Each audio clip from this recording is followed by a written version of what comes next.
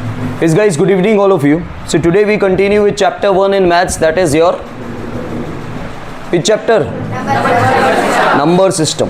ठीक है, तो इस चैप्टर में काफ़ी सारे टॉपिक तो हमारे हो चुके हैं, लेकिन हमारा कुछ टॉपिक्स बाकी हैं. उससे पहले जैसे एक्सरसाइज 1.3 का क्वेश्चन नंबर 1 बाकी है. वहाँ पे आपको पता करना है कि डेसिमल का टाइप आपको बताना है. तो पहले आप डेसिमल के बारे में सीख तो लो कि कौन से डेसिमल को क्या बोलते हैं. ठीक है, ये सब बेसिक से देखो. आप सिर्फ उतना ही नहीं सीखना है अभी से आपको कि जो करिकुलम में है, क्योंकि ये सारी चीज़ें आगे चल के जब आप कॉम्पिटिटिव एग्ज़ाम्स देते हो, बैंक की, रेलवे की, यूपीएससी, ये वो, तब थोड़ी आपको सिखाएगा ये सब कुछ. समझ में आया? तो ये बेसिक चीज़ें हैं जो आपको आनी चाहिए. फॉरेंस में यहाँ पे हूँ, लाइव हूँ, कैमरा में क्यों देख रहे हो?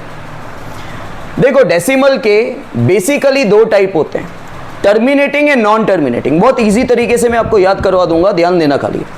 टर्मिनेटिंग एंड नॉन टर्मिनेटिंग, जिसका पुराना नाम है, पहले बोला जाता था फाइनाइट और इनफाइनाइट.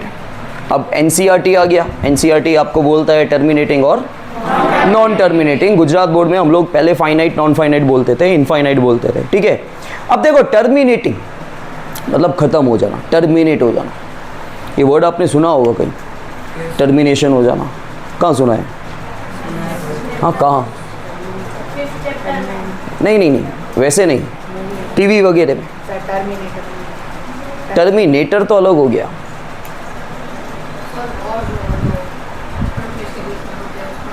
नहीं, ठीक है, चलो. देखो, टर्मिनेट का मतलब होता है स्टॉप हो जाना, एंड आ जाना, खत्म हो जाना, उसे टर्मिनेट कहते हैं. फाइनाइट है जो काउंटेबल होता है. फाइनाइट का सिंपल मतलब होता है जो काउंटेबल होता है, और इनफाइनाइट का मतलब होता है जो अनकाउंटेबल है, जिसे हम काउंट नहीं कर सकते. जो बहुत सारे, जैसे मैं बोलूँ आपको कि नेचुरल नंबर्स बोलो, कितने नेचुरल नंबर्स हैं? आप बोलना चालू तो कर दोगे, 1 2 3 4, कहाँ तक बोलोगे भाई? बोलोगे कहाँ तक? तो वो इनफाइनाइट हुआ. अनकाउंटेबल चीज़ों को इनफाइनाइट कहा जाता है और उसका नाम है नॉन टर्मिनेटिंग.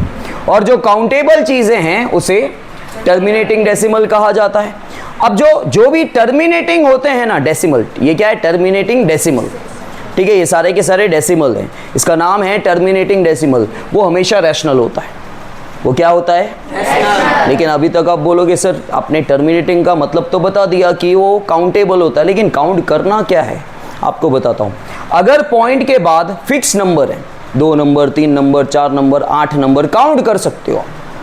अगर आप काउंट कर सकते हो, पॉइंट के बाद 2 4 नंबर है, तो उसको टर्मिनेटिंग बोलते हैं. फाइनाइट है. देखो, पॉइंट के बाद 2 नंबर है, कौन से हैं नहीं बोला, कितने हैं? 2 है, 3 है, बस ना. और इसका सबसे इजी तरीका क्या होता है पता है? टर्मिनेटिंग है कि नॉन टर्मिनेटिंग है पहचानने का. पीछे डॉट डॉट अगर है ना तो नॉन टर्मिनेटिंग. पीछे डॉट डॉट नहीं है, और डॉट डॉट होता कहाँ है? डेसिमल में ही होता है. डॉट डॉट होता कहाँ है? डेसिमल में होता है. पीछे डॉट डॉट नहीं है मतलब टर्मिनेटिंग. पीछे डॉट डॉट है मतलब नॉन टर्मिनेटिंग. तो टर्मिनेटिंग अगर है तो वो तो रैशनल ही होता है, लेकिन नॉन टर्मिनेटिंग में भी दो टाइप होते हैं. ठीक है, non terminating recurring decimal and non terminating non recurring decimal. ठीक है, रिकरिंग का इंग्लिश में मतलब होता है, रिकरिंग इंग्लिश ही है लेकिन उसका मतलब होता है रिपीटिंग. रिकरिंग का मतलब होता है रिपीटिंग. ठीक है, रिकरिंग का मतलब होता है रिपीटिंग. तो नॉन टर्मिनेटिंग आपको कैसे पता चलेगा? देखो, दोनों ही नॉन टर्मिनेटिंग में पीछे मैंने डॉट डॉट डाला है, और टर्मिनेटिंग में कोई डॉट डॉट नहीं है पीछे. ठीक है, तो पीछे डॉट डॉट नहीं है तो टर्मिनेटिंग, पीछे डॉट डॉट है तो नॉन टर्मिनेटिंग. ठीक है, अगर टर्मिनेटिंग है तो वो रैशनल ही हुआ, और अगर नॉन टर्मिनेटिंग है तो दो टाइप है उसके, रैशनल भी हो सकता है, इरैशनल भी हो सकता है. तो ध्यान देना, अगर आपके सेम नंबर है, रिपीट हो रहे हैं, देखो इसका नाम क्या है? देखो, पीछे पहले क्या करने का, सिंपल सा, पहले आपको ये पहचानना है टर्मिनेटिंग है कि नॉन टर्मिनेटिंग है. पहले आपको ये पहचानना है. वो कैसे पहचानोगे? पीछे डॉट डॉट से. डॉट डॉट नहीं है, टर्मिनेटिंग. टर्मिनेटिंग का कोई टाइप नहीं होता. पीछे डॉट डॉट है तो पहले आ जाओ नॉन टर्मिनेटिंग, पहले नॉन टर्मिनेटिंग. लेकिन नॉन टर्मिनेटिंग में कौन सा, रिकरिंग या नॉन रिकरिंग? तो वो कैसे पता चलेगा? अगर आपके नंबर रिपीट हो रहे हैं, सेम नंबर, तो हो गया नॉन टर्मिनेटिंग रिकरिंग. ठीक है, नॉन टर्मिनेटिंग रिकरिंग. यहाँ पे देखो, 25 25 25, तो आगे भी क्या आएगा 25 25। यहाँ पे 1 के बाद 6 6 6 है तो 6 6 6 कंटिन्यू हो रहा है। तो पीछे आपको डॉट डॉट दिख रहा है मतलब नॉन टर्मिनेटिंग, लेकिन नंबर सेम है मतलब रिकरिंग, रिकरिंग का मतलब रिपीटिंग होता है। यहाँ पे आप देख सकते हो पीछे डॉट डॉट है तो नॉन टर्मिनेटिंग, लेकिन नंबर कोई भी सेम नहीं है। आगे नंबर तो हैं लेकिन कौन से हैं वी कैन नॉट एक्सप्लेन, हमें नहीं पता, वी डोंट नो। तो जब आगे के नंबर आपको नहीं पता हो तो वो नॉन टर्मिनेटिंग नॉन रिकरिंग हो जाते हैं। समझ में आया? अब देखो नॉन टर्मिनेटिंग में रिकरिंग डेसिमल जो है वो क्या है आपका, वो रैशनल है। वो क्या है? ये रैशनल होता है, ठीक है। लेकिन नॉन टर्मिनेटिंग में नॉन रिकरिंग जो है वो इरैशनल होता है।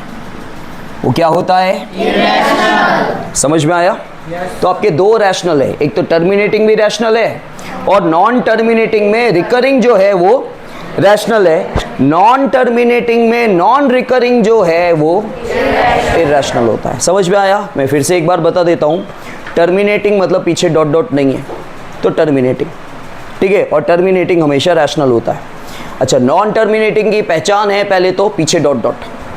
नॉन टर्मिनेटिंग में आगे क्या है, रिकरिंग है या नॉन रिकरिंग है, वो बाद में चिंता करना, पहले ये तो चिंता कर लो कि टर्मिनेटिंग है कि नॉन टर्मिनेटिंग है। तो पीछे डॉट डॉट आ गया तो नॉन टर्मिनेटिंग, ठीक है। अब ये चेक करो नंबर सेम है कि अलग है, नंबर सेम है तो नॉन टर्मिनेटिंग रिकरिंग वो क्या हो जाएगा, रैशनल। अगर सारे के सारे नंबर अलग है मतलब आप पता नहीं कर सकते कि आगे नंबर कौन से हैं तो सही, कौन से हैं यू डोंट नो, तो वो हो गया नॉन टर्मिनेटिंग नॉन रिकरिंग, मतलब नंबर रिपीट नहीं हो रहा है, वो हो जाता है इरैशनल। तो ये हो गया इरैशनल। समझ में आया? अब हम पहले के कुछ टॉपिक्स पे आ जाते हैं। मैंने आपको NZQR ये बताया था, ठीक है। उसमें मैंने आपको बोला था कि रियल में हर नंबर रियल होता है और रियल में दो टाइप होते हैं, whether it is a rational और इरैशनल। सारा मैं कोई भी नंबर उठा के आपसे पूछ लूँ ना कि रूट ऑफ 5124579 जो भी रूट आता है वो होगा रियली। रूट निकल रहा है, रूट नहीं निकल रहा है, रूट निकलेगा तो वो रैशनल हो जाएगा, रूट नहीं निकलेगा तो वो इरैशनल हो जाएगा, लेकिन वो होगा तो रियल। तो रियल में हर नंबर आ जाता है, ठीक है। अच्छा, रैशनल मैंने आपको कैसे सिखाया था पता है? मैंने आपको बोला था कि हर नंबर रैशनल होता है लेकिन एक नंबर जो है वो रैशनल नहीं होता, वो याद रखो, ठीक है। हर तरह का नंबर रैशनल होता है लेकिन जिनका रूट नहीं निकलता हो वो इरैशनल होते हैं, ठीक है। Square root, cube root, fourth root, अगर किसी भी नंबर का रूट नहीं निकल रहा है तो वो इरैशनल है, बाकी सब। लेकिन मैंने उस समय आपको बोला था कि कुछ डेसिमल वाले नंबर जो है ना, डेसिमल फ्रैक्शन, वो भी इरैशनल होते हैं। वो देखो उस समय मैं समझाता तो आपको समझ में नहीं आता, ठीक है। तो आपको खाली ऐसे याद नहीं रखना है कि इरैशनल कौन से होते हैं, जिनका रूट नहीं निकलता वो तो है ही, जिनका रूट नहीं निकलता वो तो इरैशनल है ही, लेकिन नॉन टर्मिनेटिंग नॉन रिकरिंग भी इरैशनल होते हैं। समझ में आया? अब आपको एक और चीज बताता हूं अच्छी वाली। आपको लगता होगा सर अभी आपने दो अलग अलग चीजें बताई कि जिनका रूट नहीं निकलता है वो इरैशनल है और जो नॉन टर्मिनेटिंग नॉन रिकरिंग है वो भी इरैशनल है, लेकिन ये दोनों एक ही होते हैं। जिनका रूट नहीं निकलता ना, उसको सॉल्व करने का एक मेथड आता है। उस मेथड से जब आंसर निकाला जाएगा ना तो आंसर डेसिमल में आएगा और वो ये आएगा। जैसे आप बोलोगे सर 5 का रूट नहीं निकलता, राइट? आप बोलोगे सर 2 का रूट नहीं निकलता, आप बोलोगे सर 3 का रूट नहीं निकलता, आप बोलोगे सर 17 का स्क्वायर रूट नहीं निकलता, बराबर। लेकिन इनका पर्टिकुलर मेथड है और जब उसका रूट निकाला जाएगा ना तो रूट आएगा डेसिमल में, और कौन सा डेसिमल आएगा? ये भी नहीं, ये भी नहीं, ये वाला डेसिमल आएगा। ये कौन सा डेसिमल है? Non terminating. तो वो दोनों एक ही चीज़ है, लेकिन पहले बताता तो आपको समझ नहीं आती, ठीक है। स्टिल मैंने प्रूव करके आपको नहीं बताया है कि दोनों एक ही चीज़ होती है, लेकिन होती एक ही है। तो एक्चुअली जो इरैशनल है वो रैशनल नहीं होते, लेकिन इरैशनल दो तरह के नंबर आप फाइंड आउट कर सकते हो। एक तो जिनका रूट नहीं निकलता, दे आर इरैशनल, और दूसरा नॉन टर्मिनेटिंग नॉन रिकरिंग। लेकिन non terminating non recurring decimal आते कहाँ से है पता है? जिनका रूट नहीं निकलता उनको सॉल्व करने पर जो आंसर आता है ना वो यही होता है। Is that clear? Is that clear? समझ में आ रहा है? ठीक है, हाल फिलहाल आप वो नहीं भी समझोगे तो चलेगा, क्योंकि आपको यूज़ नहीं हो रहा है, लेकिन ये चीज़ें यूज़ होगी। ठीक है, टर्मिनेटिंग क्या होता है? पीछे डॉट डॉट नहीं होगा। नॉन टर्मिनेटिंग क्या होता है? पीछे डॉट डॉट आएगा। टर्मिनेटिंग हमेशा रैशनल होता है। नॉन टर्मिनेटिंग में दो टाइप होते हैं, नॉन टर्मिनेटिंग रिकरिंग डेसिमल, ठीक है, जो रैशनल होता है, और नॉन टर्मिनेटिंग नॉन रिकरिंग जो इरैशनल होता है। और दो सबकी पहचान मैंने बता दी आपको, यहाँ पे पीछे डॉट डॉट होगा ही नहीं, तो ये टर्मिनेटिंग है, ये रैशनल है। इसमें पीछे डॉट डॉट होगा लेकिन नंबर सेम रिपीट कर रहे होंगे, आगे के नंबर आप बोल सकते हो कि कौन से होंगे, तो वो हो गया नॉन टर्मिनेटिंग रिकरिंग, लेकिन वो होता है रैशनल। यहाँ पे पीछे डॉट डॉट है, सबसे पहले डॉट डॉट, सबसे पहले यही चेक करना है कि डॉट डॉट है कि नहीं। डॉट डॉट है तो पहला स्टेप है कि वो नॉन टर्मिनेटिंग तो हैं। फिर उनका टाइप देखने का, अगर आपको पता है कि नंबर कौन से हैं आगे के तो टर्मिनेटिंग रिकरिंग, और आगे के नंबर आपको नहीं पता है तो non recurring. Non terminating non recurring decimal होते इरैशनल हैं। लव सोलंकी ध्यान दो, वो पेन को जो गहराई से आप देख रहे हो ना, वो पेन से लिखोगे तब जब कुछ सीखोगे, तो यहाँ ध्यान दो। Is that clear? Yes sir. Okay, now guys we continue with exercise 1.3 question number 1। अब मैंने आपको सिखा दिया कि डेसिमल एक्सपेंशन के टाइप्स बता दिए आपको कि whether it is a terminating या नॉन टर्मिनेटिंग। नॉन टर्मिनेटिंग के भी हमने दो टाइप्स देख लिए।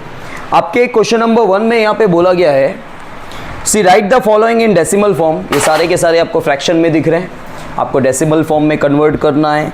And what kind of decimal expansion each has. और आपसे जब काइंड पूछा जाए, टाइप पूछा जाए कि डेसिमल का टाइप क्या है, तब आपको बताना है टर्मिनेटिंग है या नॉन टर्मिनेटिंग है। नॉन टर्मिनेटिंग है तो उसमें कौन सा है, वो जो तीन टाइप हमने देखे। यहाँ पे आपसे रैशनल इरैशनल नहीं पूछा गया है, लेकिन एग्ज़ाम में वो भी पूछा जा सकता है। आपको बोला जा सकता है कि इसको डेसिमल में कन्वर्ट करो, और आपको डायरेक्टली पूछा जा सकता है कि ये रैशनल है कि इरैशनल है। ठीक है, अब इसको आप डेसिमल में कन्वर्ट करोगे, ठीक है, तो रैशनल दो कंडीशन में हो सकता है।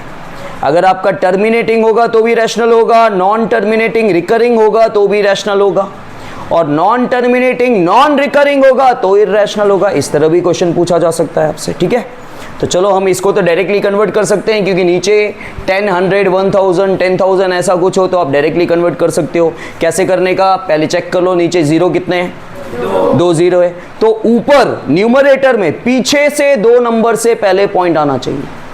अगर नीचे जितने जीरो हैं, नीचे कितने जीरो हैं, 2, तो न्यूमरेटर में पीछे से 2 नंबर से पहले, और पॉइंट से पहले कुछ नहीं है तो आपका आंसर क्या आ गया, मतलब पॉइंट के बाद डॉट डॉट नहीं है तो क्या हो गया, टर्मिनेटिंग। तो यहाँ पे आपको लिख देना है टर्मिनेटिंग डेसिमल एक्सपेंशन। आया समझ में? yes, किसने रिकरिंग बोला? इसलिए बच्चा मैंने तेरे को बोला कि तेरा ध्यान नहीं था। टर्मिनेटिंग के कोई टाइप ही नहीं है, इसमें रिकरिंग नॉन रिकरिंग नहीं आता है। चलो नेक्स्ट है आपका 1/11, जो डायरेक्टली नहीं कर सकते, बचपन से आप डिवीजन करते आ रहे हो, लेकिन डिवीजन में स्टिल कुछ बच्चे क्या करते हैं, अंदर 11 बाहर 1 लिख देते हैं। हमेशा अंदर बड़ा नंबर आएगा ऐसा नहीं होता है। अंदर क्या आएगा, न्यूमरेटर, ऊपर वाला नंबर अंदर आएगा, नीचे वाला नंबर बाहर। समझ में आया? न्यूमरेटर अंदर आएगा, डिनोमिनेटर बाहर जाएगा, और जो अंदर गया उसको क्या बोलते हैं, शौर्य गढ़वी? अच्छा, वो तो इसको न्यूमरेटर बोलते हैं। अब ये जब अंदर चला गया तो अब ये थोड़ी न्यूमरेटर है, अब क्या है, बोल बोल। इसको बेसिक मैथ्स बोलते हैं। यस परान, डिवाइजर ये होता है। हाँ तो यही हो ना, ट्रू नहीं तो फॉल्स ही होना है। सिट, ये डिविडेंड है, ये डिविजर है या डिवाइजर है, जो भी आप बोलो। ठीक है, अब क्या 11 के टेबल में 1 आता है? नहीं, क्योंकि 1 तो 11 से छोटा है, तो आपको 0 पॉइंट लगाना पड़ेगा। अब जैसे ही 0 पॉइंट लगाओगे तो यहाँ पे क्या आएगा, 1 0 लगाओगे, लेकिन अभी भी 10 इससे तो एक और 0 लगाओगे। अब हमने साथ में 2 0 लगाए ना, तो यहाँ पे 1 0 लिखना पड़ेगा। ठीक है, नाउ 11 9 रिमाइंडर इज 1, फिर से आपने 1 0 लगाया, लेकिन अभी तो छोटा है तो एक और 0 लगाओगे, टोटल 2 0 लगाए, फिर से 11 9 जा, तो आप देख रहे हो 0 9 0 9, फिर से 1 बचा, फिर से 0 9 ही आएगा। ठीक है, तो यहाँ पे इसका आंसर क्या आएगा 0.0909 डॉट डॉट डॉट, ठीक है, डॉट डॉट डॉट, या फिर इसको आप ऐसे भी लिख सकते हो 0.09 के ऊपर बार, क्योंकि 09 रिपीट हो रहा है। ठीक है, अच्छा पीछे डॉट डॉट है, डॉट डॉट भी हो सकता है, बार भी हो सकता है, दोनों का मतलब एक ही है। ठीक है, अच्छा डॉट डॉट है तो पहले हम लिख देंगे नॉन टर्मिनेटिंग, आराम से, कोई जल्दी नहीं है, नॉन टर्मिनेटिंग। अब ये देखो नंबर रिपीट हो रहे हैं पीछे कि नहीं हो रहे हैं, रिपीट हो रहे हैं, तो ये क्या हो गया, रिकरिंग डेसिमल एक्सपेंशन। और आगे और आपसे पूछूं तो ये हो गया रैशनल। समझ में आया? अच्छा, पहले ये मिक्स फ्रैक्शन को हम लोग कन्वर्ट करेंगे इम्प्रॉपर फ्रैक्शन में। कभी भी मिक्स फ्रैक्शन प्रॉपर फ्रैक्शन में कन्वर्ट नहीं होता है। प्रॉपर फ्रैक्शन का मतलब होता है ये, इसको प्रॉपर फ्रैक्शन बोलते हैं, ऊपर छोटा नंबर नीचे बड़ा नंबर। ठीक है, अगर आपका मिक्स फ्रैक्शन होगा तो वो इम्प्रॉपर में ही कन्वर्ट होता है। इम्प्रॉपर मतलब ऊपर बड़ा नंबर नीचे छोटा नंबर।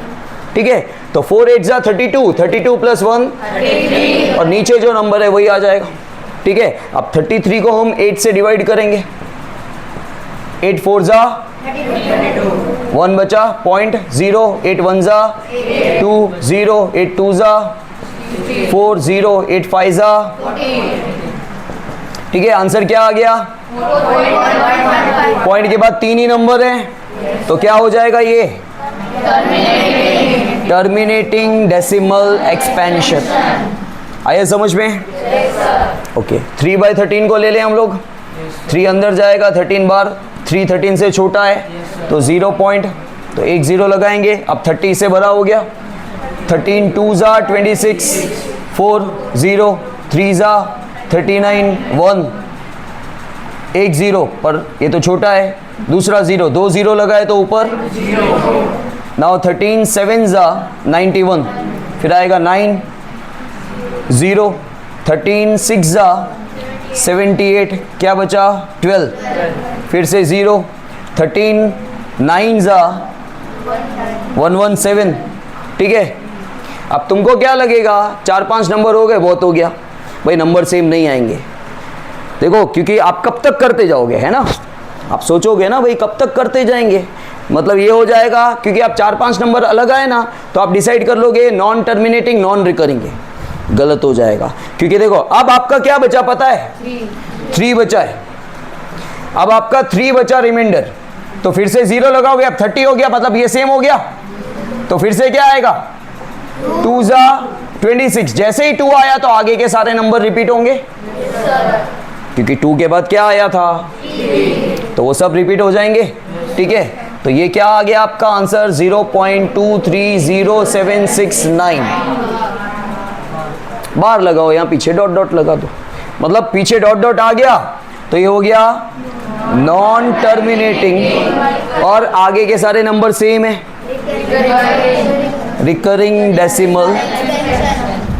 आया समझ में? क्लियर है? यस। तो बचेगा ना, क्या करूं, लेकिन हो गया ना, हम कब तक डिवाइड करते रहेंगे, वो तो छोड़ देना होता है ना बेटा। 4 आया, फिर से क्या करूं 40 लिखूं, फिर से 3 लिखूं, फिर से सब कुछ करने की ज़रूरत नहीं है। वो 2 आ गया मतलब उसके आगे के सारे नंबर सेम ही आएंगे। समझ में आया? फिर से आप, क्योंकि इसको सॉल्व करोगे तो फिर से आएगा 230769 आने वाला है। 2 आ गया ना, 2 के बाद फिर आगे सेम ही आएगा ना। समझ में आया? चलो करो ये 400। Now guys, 5th one, see 2/11, तो अंदर 2 जाएगा बाहर 11, so 0.0 आ गया। ठीक है, now 11 1 जा 11, 9 8 जा, फिर से 2 आया तो 0, फिर से 1 जा, फिर से 9 0, फिर से। ठीक है, तो आप समझ गए अब। तो यहाँ पे इसका आंसर है 0.1818 डॉट डॉट, तो ये क्या हो जाएगा,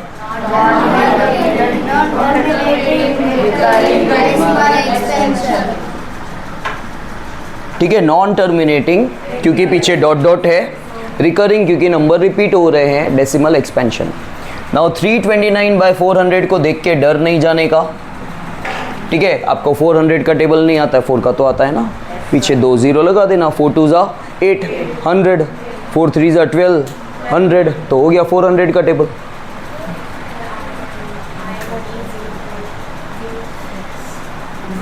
मैं 400 के टेबल की बात कर रहा हूँ कि 4 2 ज़ा जैसे 8 होता है वैसे 400 2 ज़ा 800 हो जाएगा, पीछे 100 लगाना है।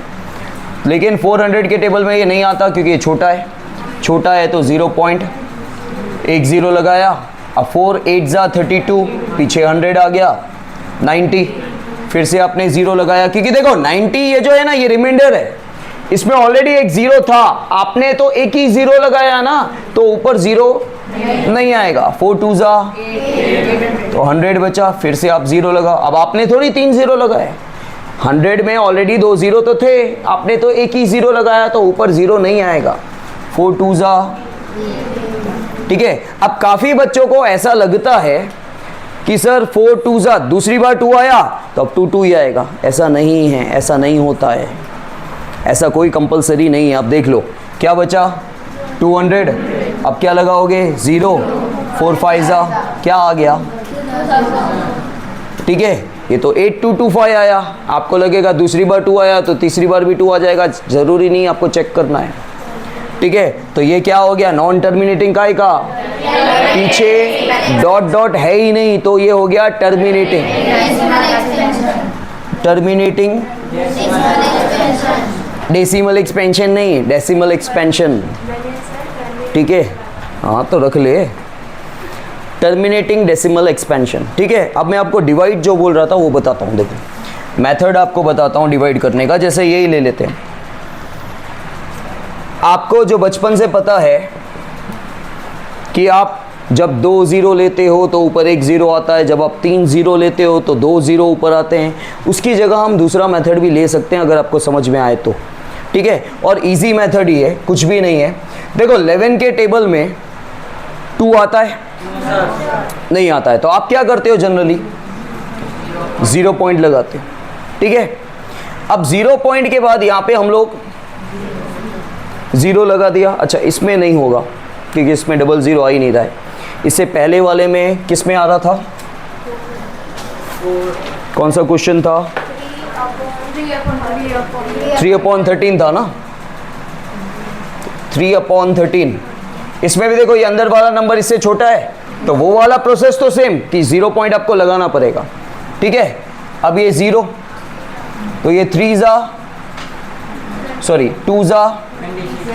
26, कितना बचा 4, फिर से 0 3 ज़ा, अब ध्यान देना क्या बचा 1, ठीक है। तो आप क्या करोगे एक 0 लगाओगे, बराबर। अब आप एक 0 लगाओगे लेकिन स्टिल ये 0 लगाने के बाद भी 13 से छोटा है तो आप एक और 0 लगाते हो।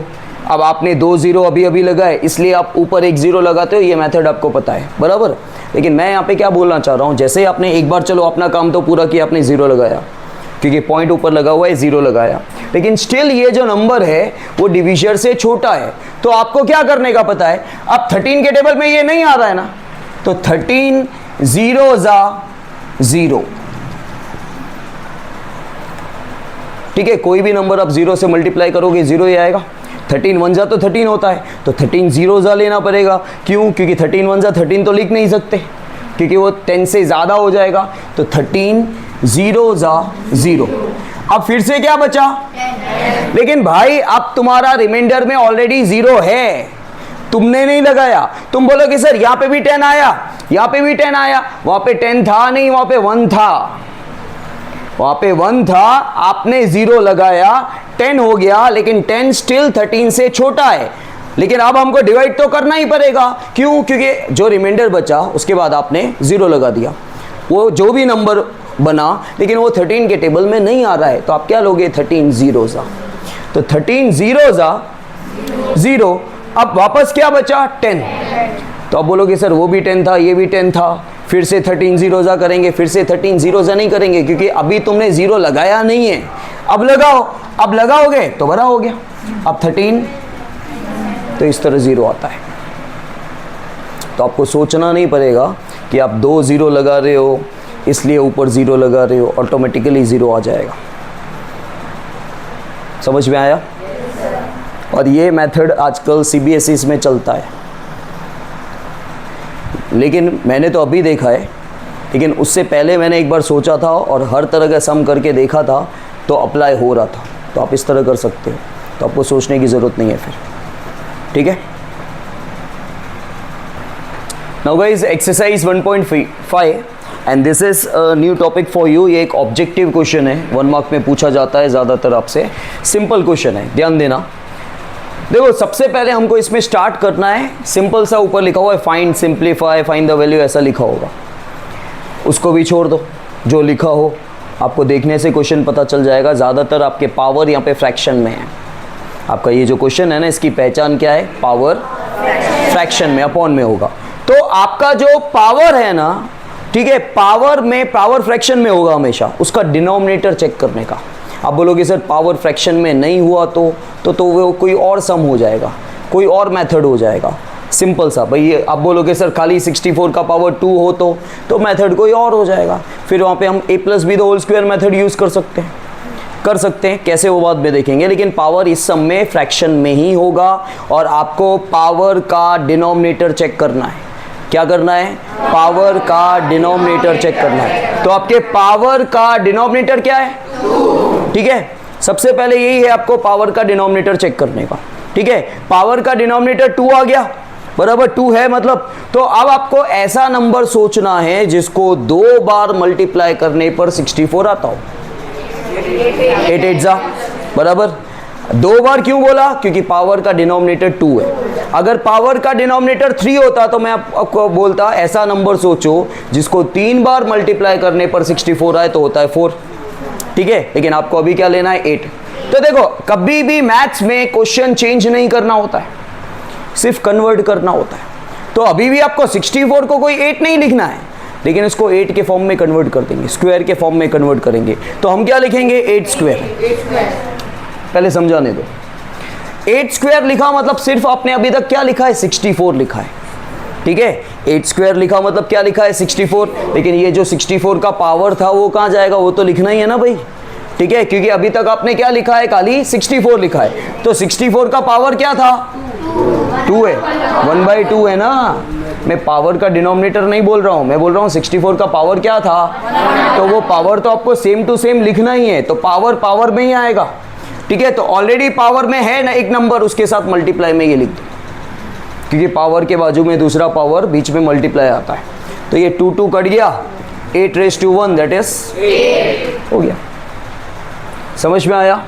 अच्छा, फिर देखो पावर का डिनोमिनेटर क्या है? 5। ऐसा नंबर सोचो जिसको 5 बार मल्टीप्लाई करने पर 32 आए, 2।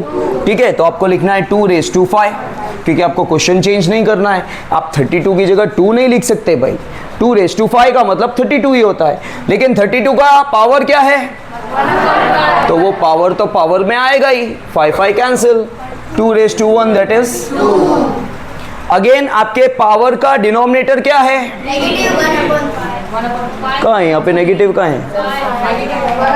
वो तो ये रहा क्वेश्चन, ना दूसरा क्वेश्चन है वो तो। कहाँ ध्यान है? आपके पावर का डिनोमिनेटर क्या है? 3। ठीक है, अब आपको ऐसा नंबर सोचना है जिसको 3 बार मल्टीप्लाई करने पर 125 आए। तो 5 cube into 1/3, 3 cancel, 5⁻1 that is. Again अब यहाँ पे कुछ कंफ्यूजन आपको होगा, लेकिन आपको कंफ्यूजन की कोई ज़रूरत नहीं है, क्योंकि आप बोलोगे सर यहाँ पे तो सब में ऊपर 1 था, यहाँ पे तो ऊपर 1 नहीं है। भले 1 नहीं, आपको चेक नहीं करना है। पावर का डिनोमिनेटर क्या है? 2। तो क्या करेंगे? 3 स्क्वायर इंटू 3/2।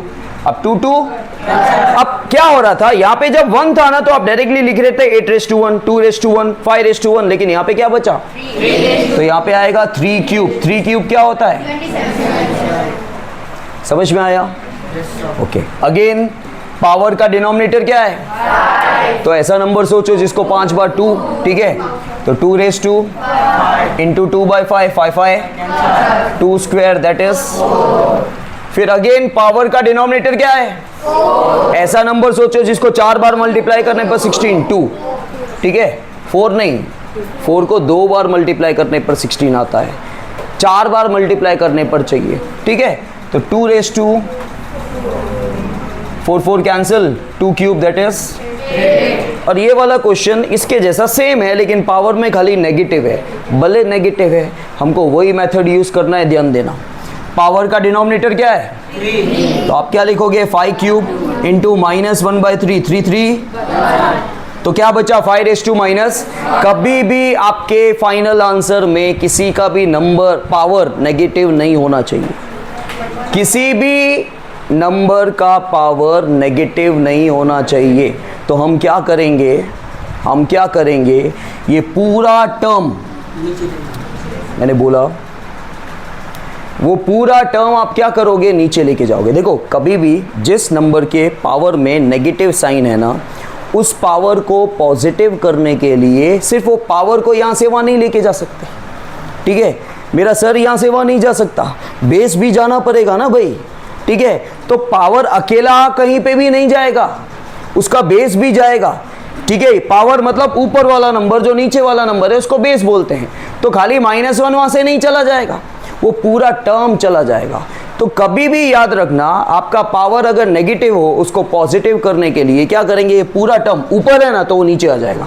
अगर पूरा टर्म नीचे नेगेशन होता तो पूरा टर्म ऊपर आ जाता। तो ये पूरा टर्म आप कहां ले जाओगे, नीचे ले जाओगे। तो पावर क्या हो जाएगा इसका पॉजिटिव, और ऊपर कुछ भी नहीं बचा तो 1, तो इसका आंसर आएगा 1/5, क्योंकि 5 रेज़ टू 1 मतलब 5 होता है। Is that clear?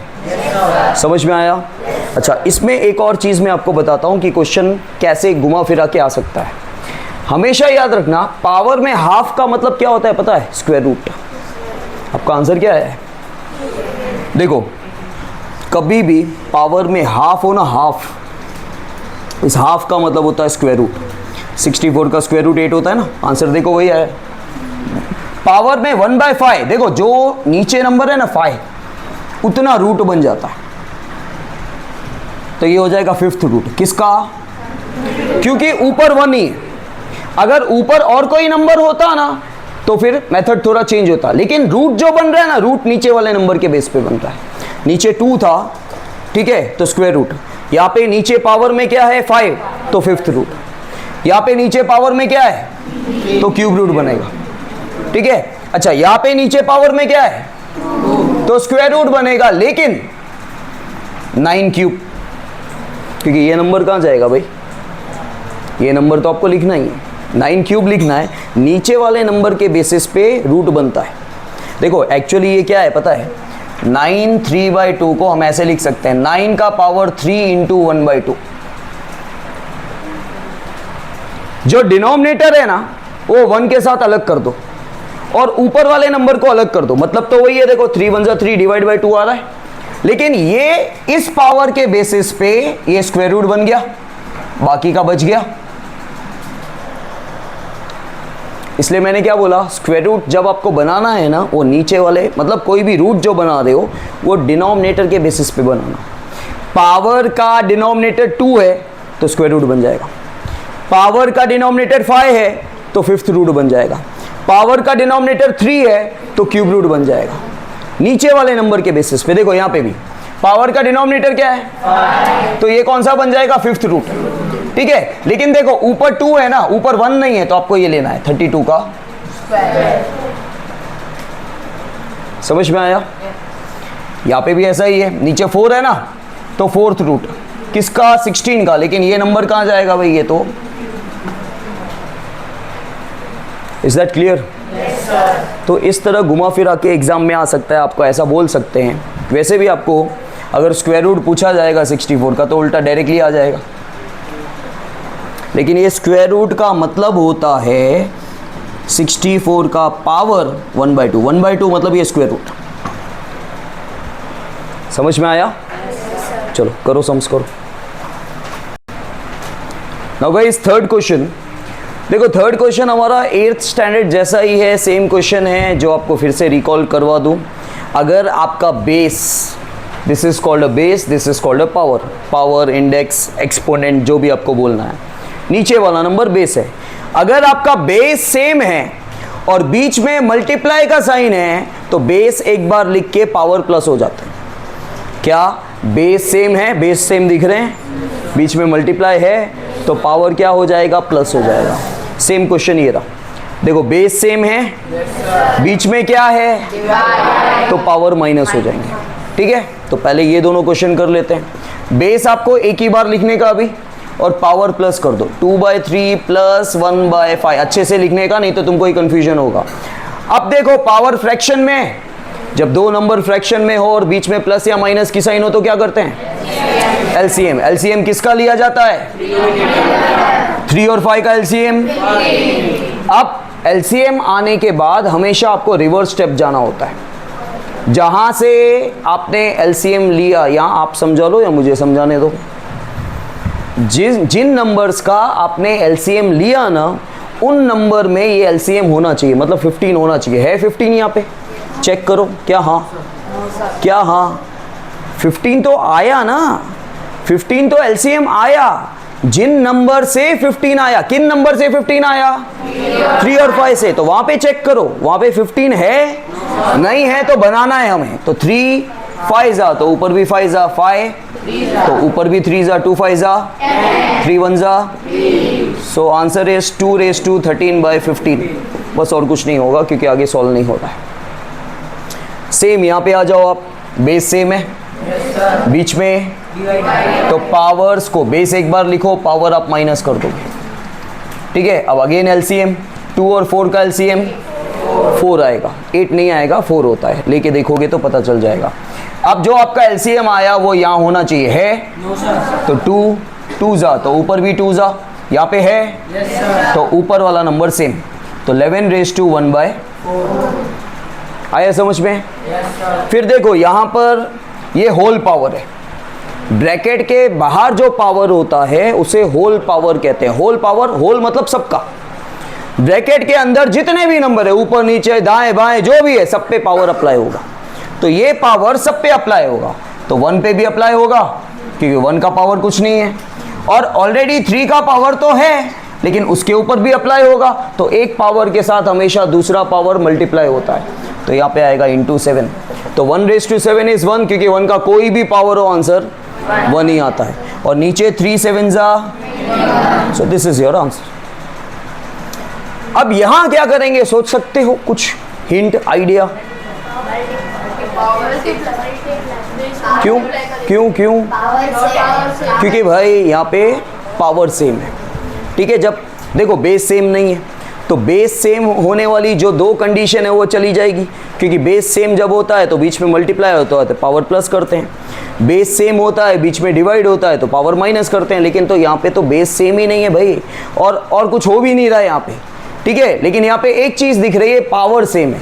तो आपको क्या करने का, ये दोनों बेस को मल्टीप्लाई कर दो और पावर ब्रैकेट के बाहर लिख दो, तो दोनों पे अप्लाई हो गया ना। ठीक है, 7 8 जा, अब ये आगे सॉल्व हो रहा है लेकिन पीछे आंसर यही है। ठीक है, वैसे आगे सॉल्व हो रहा है ये। ओके, समझ आया?